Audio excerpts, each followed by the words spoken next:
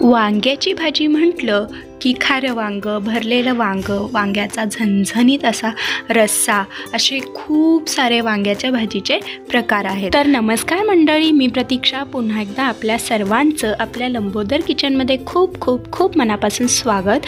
तर आज मी तुमच्यासाठी घेऊन आले अगदी चविष्ट झटपट बनणारी अशी झणझणीत वांग्याच्या भाजीची रेसिपी. तर बनवायला खूप सोपी आहे आणि अगदी कमीत कमी मसाले वापरून अशी चविष्ट भाजी बनवलेली आहे. ही भाजी तुम्ही टिफिनसाठीही बनवू शकता. तर चला तर मग वेळ न घालवता आपण आजच्या रेसिपीला सुरुवात करूया. तर इथे मी 5 ते 6 वांगी घेतलेत. तर हे मी स्वच्छ धुवून घेतलेत वरून. तर आता आपल्याला याच्या बारीकशा फोडी करून घ्यायचेत. तर सुरुवातीला आपण याचे देठ थोडंसं कापून घ्यायचं आणि याचे जे काही काटे वगैरे असतात तेही चाकूने काढून घेऊया. आणि याच्या अशा प्रकारे आपल्याला फोडी करून घ्यायच्या आहेत. अगदी बारीकशा फोडी करायच्या. तर हे बघा, अशा प्रकारे अगदी छोट्या छोट्या याच्या मी फोडी करून घेतल्यात. तर याच पद्धतीने आपण सगळी वांगी चिरून घेऊया. तर इकडे मी वांग्याच्या फोडी करून ह्या पाण्यामध्ये घातलेला आणि पाण्यामध्ये थोडंसं मीठ घातलेलं, त्यामुळे वांगी काळी पडत नाहीत. तर आता आपण यासाठी लागणारं वाटण तयार करून घेऊ. तर त्यासाठी एका मिक्सरच्या भांड्यामध्ये मी ते फक्त 2 चमचे सुक्या खोबऱ्याचे तुकडे घालते. त्याचबरोबर 4 ते 5 लसणाच्या पाकळ्या. जास्त मसाले घालायची गरज नाही. तर हे आपण आता मिक्सरला बारीक करून घेऊ. तर हे बघा, अशा प्रकारे मी इथे हे वाटण करून घेतलं.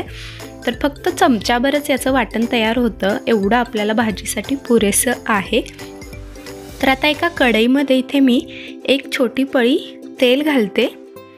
तेल चांगलं गरम झालं की यामध्ये आपण पाव चमचा मोहरी, अर्धा चमचा जिरे घालायचे.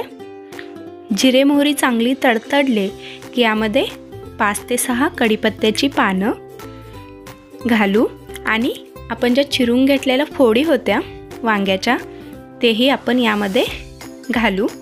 यामधलं पूर्णपणे पाणी नितळून घ्यायचं. तर आता आपण 1-2 मिनटं हे चांगलं तेलावरती परतून घेऊया. तर या भाजीमध्ये आपण जास्त पाण्याचा वापर नाही करणार आहोत, त्यामुळे ही जी भाजी आहे अगदी चविष्ट बनते. तर हे बघा, मी 2 मिनटं चांगलं परतून घेतलं आहे. कलरही पूर्णपणे बदलला गेला आहे. तर आता वांगं लगेच मऊ होण्यासाठी इथे मी चवीपुरतं मीठ घालते आत्ताच. आणि हे एकदा व्यवस्थित आपण मिक्स करून घेऊ.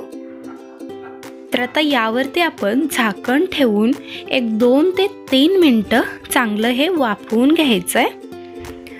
तर इथे मी मंद गॅसवरती फक्त 2 ते 3 मिनटं वांगी चांगली वाफवून घेतलेत. तर हे एकदा आपण हलवून घेऊया. तर अगदी मऊ असे हे वांगी झालेत. तर तुम्हाला मी एक तोडूनही दाखवते. तर हे बघा, मस्त मऊ असं हे शिजलं गेलं आहे.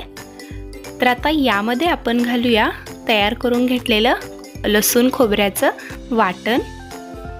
त्याचबरोबर यामध्ये घालायचं आहे पाव चमचा हळद आणि 2 चमचे कांदा लसूण मसाला. तुमच्याकडे जो कोणता साठवणीचा मसाला आहे तो तुम्ही यामध्ये घालू शकता. आणि हे आपण अर्धा मिनटं मसाले चांगले वांग्यासोबत परतून घ्यायचं आहे. तर कमीत कमी मसाले वापरून अगदी झटपट अशी ही आपली वांग्याची भाजी तयार होते. तुम्ही टिफिनसाठीही ही भाजी देऊ शकता. तर आता अगदी मसाला मऊ होण्यासाठी इथे मी अगदी थोडंसं पाणी घालते, 2 ते 3 चमचे. आणि हे एकदा आपण चांगलं हलवून घ्यायचं आणि 1-2 मिनटं परत एकदा आपण याची वाफ काढून घेऊ पाणी आटेपर्यंत. तर इथे मी 1-2 मिनटं पाणी पूर्णपणे आटेपर्यंत चांगलं वांगं शिजवून घेतलं. तर आता यामध्ये आपण घालूया 2 चमचे भाजलेल्या शेंगदाण्याचं कूट.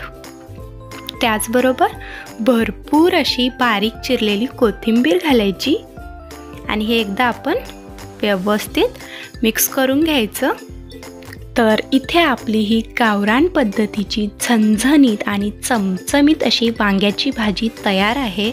काय मस्त दिसते, भाकरीसोबत, चपातीसोबत. आहा, अप्रतिम लागते. तर आता यावरती आपण झाकण ठेवून गॅस बंद करायचा आणि 1-2 ते 3 मिनटं असंच ठेवायचं आणि त्यानंतर हे सर्व करायचं. तर आजचा माझा हा व्हिडिओ तुम्हाला कसा वाटला हे कमेंट करून नक्की सांगा। व्हिडिओ आवडल्यास लाईक आणि शेअर करा आणि अशाच नवनवीन रेसिपीजसाठी लंबोदर किचनला सबस्क्राईब करा।